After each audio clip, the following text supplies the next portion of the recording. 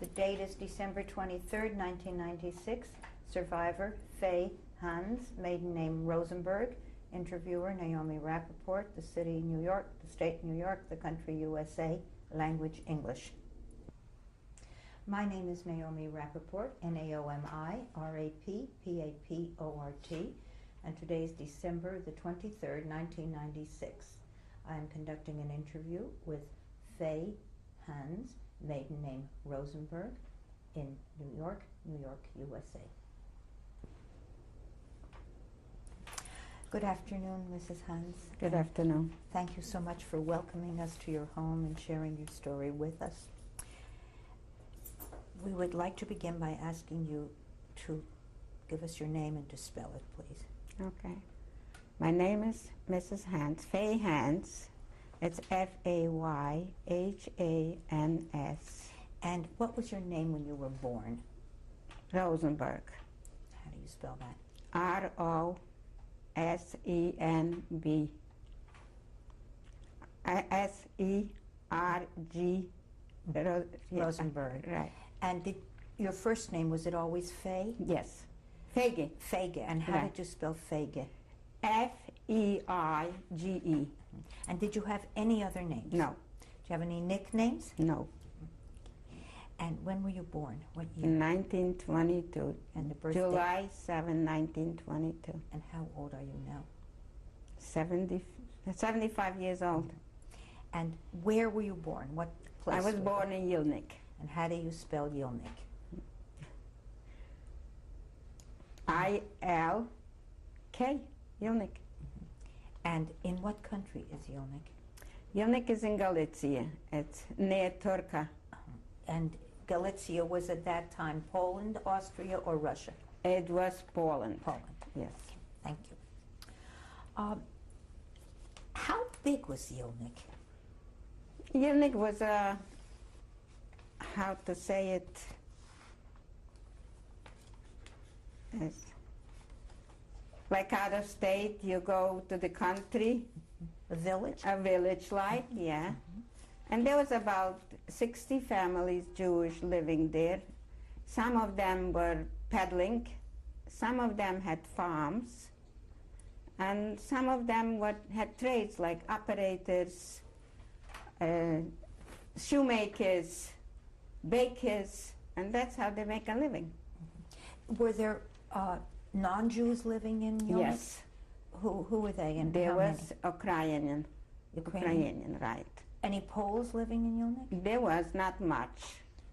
And what would you estimate was the whole population of Yilnik? If you said 60 Jewish families, No, how many others? It was a lot of how Christian. how many were there? A lot of Christian was. I can estimate maybe by 200, maybe 300 Christian families were living there. And what did your family do there? My father was a shoemaker. He had a store or a... No. In the house they were making. In the house. He was making shoes. And we had a farm. We had cows, we had chickens, we had horses. How big was the farm?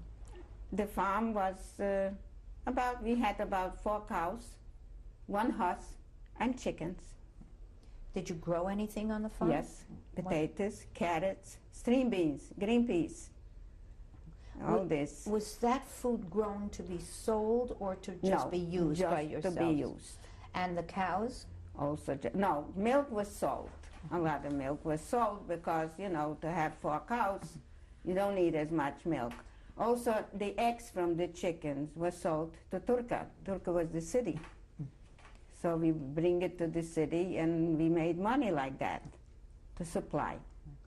Did your father have people working for him? No. He was Himself, yes. Was he the only shoemaker in No, there was a couple of them. There was a couple of them. And for whom were shoes made? For the Christians, for Jews. What kind of shoes did he make? Lace shoes. You don't see it here. Now lately you do see it now. But the lace shoes were made. All lace shoes. For only women or women and men? Man and woman. And all leather or yes, other kinds of goods? Leather. There was no other. This is here in the United States that they have man-made leather. They didn't have there. What is meant when they say the leather, the Oberste, the upper part of the leather? Yeah. People making only that part of the shoe. What did that mean? I Did don't your know. father make the whole shoe? The whole shoe. I see. The whole shoe. I see. He had cut it. He made the holes for the laces, and the whole shoe was made up. And the soles, everything. How did the top get to the sole? How did Nailed. He nailed them to the sole. Sure. Nailed. Did you ever help? No. Did anybody help him? Did he No, have helpers? No, he didn't want even his boys to do this. The boys went to learn to be bakers. And where did the leather come from? From the city, they bought it in Tarka. Used to buy it. There were stores in the city that they sold everything, for name it, from linens to leather to everything. Everything. Poland had a lot of good things. And did he make your shoes too? Yes. How did the process go? Somebody came in to try Somebody on? came in and he said he wants a pair of shoes. They took the measurement, bought the leather, cut it, made it. And how, do you know how much they charged for a pair of shoes? I don't remember this. You know, it was different prices. And some of them were exchanged for something else, you know, whatever it's needed, like flour. You know, so the Christian had bigger farms and they sold flour, so sometimes we needed it more. We were a big family, 8 children. So, in other words, your father would make a pair of shoes for flour. Right. I see. Now that you mention your family, can you describe your house? What did the house look like? It was 2 rooms, a kitchen with a big family. Then extended was my grandfather's home, which he raised his children, but he stayed there with his youngest daughter in the same place where the whole family was raised. And they were next door. My grandfather was a violinist. He used to play the violin. He used to take us every Saturday night from our home to his apartment. A lot of friends used to come. He played the violin, and we were happy, laughing, enjoying ourselves. Nobody What kind knew. of music did he play on the violin? Any music. Did people dance to it? Of course, teenagers danced to it. He played any music he wanted, he played. Where did he learn to play the violin? This I don't know. Did he teach any of his children to play No. the violin? None of them No. played the violin? No. Did he play with other musicians? Yes. What other kind of And musicians? in Turkey, he played with the musicians. What kind of musicians? did he They were called klezmer, and they went playing on weddings, on bar mitzvahs, and usually not too many bar mitzvahs. The bar mitzvahs was made in Europe the day they were supposed to be made. They took the boy, let's say it came out on Tuesday, because only twice a week you could make it when they learned the Torah. You couldn't make it on Thursday, on a Tuesday. They gave schnapps and cake, and that was the bar mitzvah, what the boys were davening every day, laying twin. And they didn't make parties like they make here. And I'm going to be talking about my daughter. She made big bar mitzvahs for 2 boys, but they just went to school at March to learn the bruchas, and that's it. They don't keep it up. This one Did does, your Celia. grandfather earn a living being a klezmer? No, they had a farm. He too. had a farm, Yes, so yes. That was just. Oh. I don't know if he learned this from himself or he was very talented. And I could tell you, my grandfather was 84 years old when Hitler took him. He had all his teeth, his own, in the mouth. And they were yellow, but they were still in it. Yeah. You were 8 children and your mother and father that lived together in one house. Everybody slept in one room. Where did they sleep? The teenagers slept in one room and the parents in another room. And what about those who were older than the teenagers or younger? Did No. they have another room? No. All the children slept in one room. 2 people in one bed. Yeah. And Who owned the house? We did. It was your own house? Mm-hmm. And your grandfather lived in, owned his house? Yes. What was the house made of? Out of wood, And the roof? the roof with straw. Was a Our house was already made with shingles. My grandfather's was made with straw. and the floor? The floor was wooden floor. Your grandfather also a Yeah. wooden floor? And windows were made of what? Windows, Glass. regular windows, yeah, glass windows. Were there attics or or was there No, a there were cellar? basement cellars, yes. Cellar, and there was no attic. No, there was cellar. How about heating the house? There were cellars, there was roofs, on the roof, you know. You mean an attic? Right. How was the house heated? With wood In where? In a and a stove. in a stove. Right. And did you cook on that same stove Yes. too? Yes. What about water and toilet facilities? We had toilet facilities were outside. We had a well for water. Your own well, or was Yes. it a No. community well? No, our own well. How deep Very, was it? very healthy water, crispy water. How deep was it? It was deep enough. It was coming in from the. It was coming in from far away into it, coming into it. Every day was fresh, crispy, clear, beautiful. How did you spend a typical day when you were a kid growing up? As a kid, when I stopped going to school, I went to my father's sister to Borislav. Borislav? Borislav, yes. Borislav. Where was that? This was not far from Sambar. I stayed there, and when the war broke up, in effect, I was there. I went home by barefoot. When you say not far, how far? Well, I mean, How far was it from Yelnik? From Yelnik, I walked 3 hours. But to Borislav? To Borislav, no. I went to Borislav by train. But the war broke up and there was no more trains, so I walked back. It took me 3 hours. Now, Borislav is where you went to school, or did you go to school in Yelnik? In Yelnik. In Yelnik. I just went there to my aunt to visit. She was very well off also. He had a shoe store, my uncle. And she was not a wealthy person, so, you know, she said, how about send somebody to me for a while. So I was the one elected, I went. But when you were in Yelnik, Yeah. how did you spend a typical day, even when you went to school? What was the day? We were working. We helped mother with everything. We worked on the farm. What did she do on the farm? On the farm, everything. Did you have time to play? Yeah. It was time to play. Who were your friends? With Jewish people and non-Jewish children, the one we went to school. There was no hatred when I was growing up. You were friends with non-Jewish Yes. children in Yes. school? Yes. And how long did you go to school, for how many hours? From 8 o'clock till 3 o'clock. And who were the teachers? Polish teachers. Any Jewish teachers there? No. What did the school building look like? A regular school building. Made out of what? Out of wood. And how many classrooms were there? I wish I would know. Were there a lot of rooms? How many grades? There was a lot of kids, and you know, Catholic kids, and a lot of them they didn't send even the kids to Catholics. Later on, they forced them to send, and a lot of kids grew up without any education, and then they forced them they have to go to school.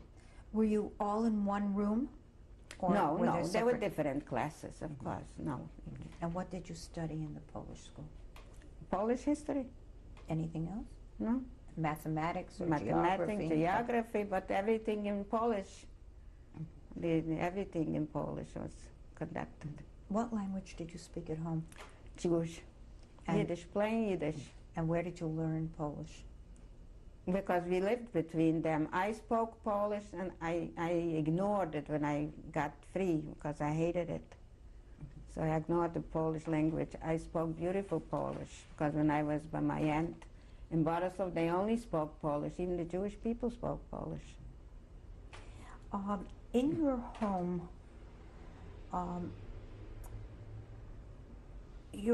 how much ritual, how many Jewish rituals were observed? How religious were you? Religious, everybody was religious in Europe. But in your home? Also. Were they Hasidim or Mitnagdim? No, just being religious. It's not. My father had a beard. My grandfather had a beard. My mother wore a sheitel. But the children grew up modern, more modern. I mean, not like here they go out completely. We had to pray every day. We had to go to shul on Shabbos, on Friday night, and the high holidays. That was it meant to be. That's the way it's supposed to be. Nobody changed around. Did your father wear a capote? Yes. And your grandfather? Also. Yeah. And your brothers? No. How were but they they were dressed? still single boys. But how were they? When does one start wearing a capote? After they got married. After you get married. Right. I see. Mm-hmm. And what were they? How did they have their heads covered? The boys? Yeah. With yarmulkes. No. And did your father wear a shtreimel? Yes. Was he a follower of a Hasidic Rebbe? Just the Starosambara Rebbe. The what? When the Starosambara Rebbe, but I don't remember his name. Starosambara? There was a Sambar and a Starosambara. Sambar was a bigger city, and Starosambara was a smaller city. The Rebbe lived in the Starosambara. And when people wanted to go to him, they went. If not, he came out summertime to the village where we were. There was one very rich Jew who had a lot of place, and he used to come up there. So people went there. Did your father spend much time with the Rebbe? No, not too much. In your home, did you get newspapers? Did No. you know what was going on in the world? No newspapers. Were there newspapers in Yilnik? No. Coming from no. anywhere? There was just a radio, and a radio, I remember, the first radio when they bought. Your parents? Yes. When was And that? that was, I think, in 1938. You had electricity, or it was a battery? It's a battery. It was a battery. We had no electricity. Everything was by kerosene. Who bought the radio? My brother. And what kind of news and information were you getting? There on was it? songs, music. Did you know what was going on in? That time when was going on that the war broke out. Before the war broke out, did you know what was going on with the German Jews? Yes, we did. How did you know that? Because a lot of German Jews came to our town. When, was this after Kristallnacht, when the German Jews were thrown out of Germany? Those who were born in Poland? Yeah. And what did they report? Well, they came running, I didn't pay too much attention, but they knew that they're running away because they didn't say that Hitler is destroying. The beginning, Hitler took first the valuables from the people. And then he first destroyed the people. So they came running away from it. They didn't know that Hitler is going to follow further up. Did any of them stay with you in your house? Only one guy who lost his whole family. He came running by himself. And when was this? There was in 1939. Oh, this was after the war had started. Before that, did any of the German Jews come to your town? To Yelp? Maybe in the city, but not in the town. No. Was there any kind of political life in Yelnik? Any political clubs, Zionist, Bundist? No, but Tsitkov came in 1935, so a lot of, from Israel, a guy representative came in 1935, so he registered a nice couple of Jews who went. And which group did he represent? He represents Israel. No special group, Israel. Was this a group of people who wore uniforms? They were Zionists, and they registered, and they left. They survived the war. Were others encouraged to go to Palestine? They were, but they didn't go. But some of them, a lot of them went. A lot Yeah. from your community? Yes, a lot of them went. Did anyone in your family No. talk about going? No. No, nobody. No. What about your own social life? You were about teenager then, a little Yeah. bit more than that. How did young women and young men meet? What did they do when they met? They met, you know, just neighbors. Or my sister, the oldest Friday, got married. She went to Starasamba, living there. She met the guy, and my brother went to the army, and the other one had surgery on a kidney. And after he got out of the hospital, they drafted him too, and he went. And I don't know where they are even till today. And you yourself, did you have We were social happy relationships? with friends, like having a good time. That's it. How did you have a good time? How? Just by socializing, laughing, running around, or going someplace, going to the city, see the shows, the stores, how they are made nice, and all those things to look around, and that was it. Did you have a movie house in Yelnik? No, in Turkey. In Turkey? Yes. Did you get a chance to go to the movie? Sometimes, very seldom, because you needed money. How far was Turkey from Yelnik? 7 kilometers from Yelnik. And how did you get there? If you Walking. wanted? You walked there. Mhm. And you could go to a movie there. Did anybody stop you from going to? No. Your father No. object to you? No, going? no. I wanted to go back a little bit to your grandfather. Yeah. What kind of music did he play? Do you remember any of the songs he played, or any of the? Could you repeat them? Could you sing No. them? No. Did you sing a lot in your parents' home because it was a musical home? We sang, but you want me to sing now? Oh, Forget sure, it. if you know any melodies no, that would. No, I I can't certainly remember. would. No, I Any can't. Hasidic melodies or anything from the I can remember Status this. Rebbe? No, None. no, I can't remember this. How about the Kahilla? Was there a Kahilla, an active Kahilla in Yelnik? No. No Kahilla at all. No. Who ran? Everybody was for himself, and there was a shul they went to shul, and everybody went home their own way, and the children got together. Like winter time, Friday night was a very long Friday night. We didn't have no electricity, but the candles were flickering, and when the candles weren't flickering, the moon was shining in. And we were sitting and laughing and having a good time, no worries. If you did not have a Kahilla or a Rosh Kahilla, who paid? Did you have a rabbi? No. And did you have a cheder or malamdim? And the Malamed? malamdim in the house. Everybody had a malamed for 4 weeks, who has children, for 4 weeks in their house, and then he went to another house. So who paid him? The people? The people, and where did he stay? With the house he was He teaching? stayed where he was supposed to teach, in this house. Everybody had him for 4 weeks or 6 weeks. It depends how they made up. And the people paid. They sent the children, and they paid. Well, what about the basic institutions? Like, was there a mikveh? Yeah, And in Turkey. In Turkey. So Yeah. Turkey had a Yilnik Kahilla? didn't need a mikveh. Yilnik had a river, I see. so it didn't need it. And did Turkey have a Kahilla? Yeah, I'm sure it did. Oh. So did it have a rabbi? This I don't know, don't because I didn't live there. And what about the shechita? Who took care of that? There was Schachten. And who paid them? Also the people. The people. So you Yeah. paid directly. You did not Yeah. have. You didn't vote for anything No, in this community. no. Is it because nobody wanted it, or because it was too small? It was too small to have a kehille or Schachten or whatever. The Schachten used to come up, and even the people like we raised calves. We decided we could slaughter and have it, so we brought him up. He came. Everybody had a kosher home, and everybody was a Shemesh Shabbos. Did you have books to read, a library or books to read? Where No. did you, no.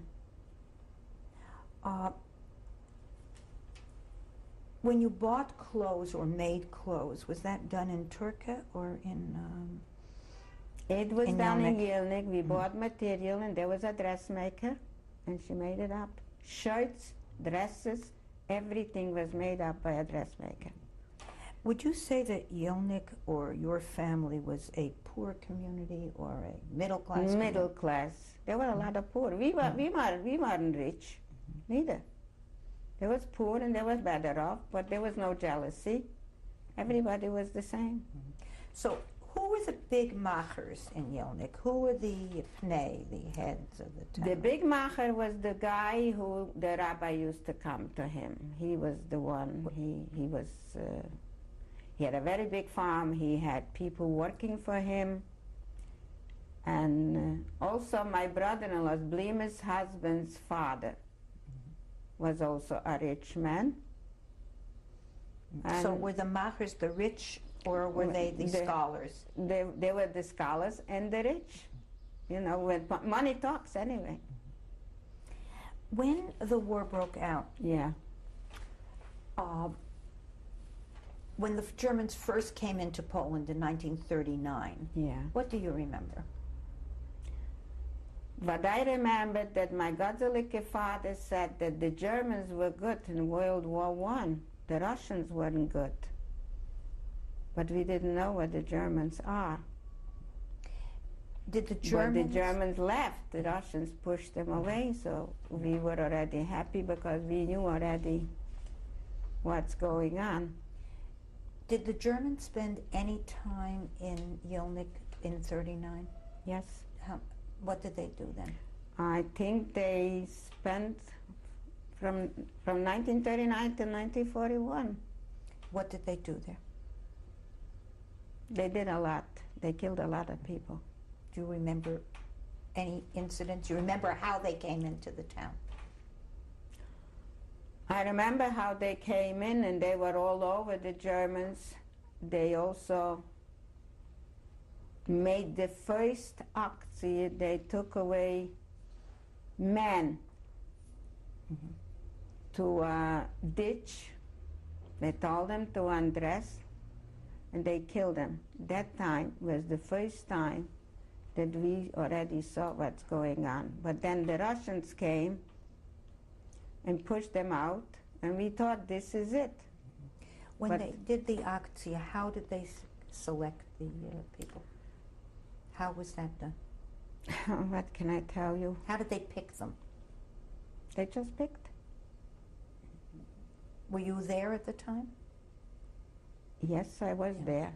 And was it just men who were Just selected? men, right. And where were they told to go? They just took them. They didn't say where to go. They didn't say to anybody where they're going. They just took them, and then they shot them. On trucks, or they walked? No, they took them on cars, not on trucks. And then they shot them. Okay, we're going to change our tape now.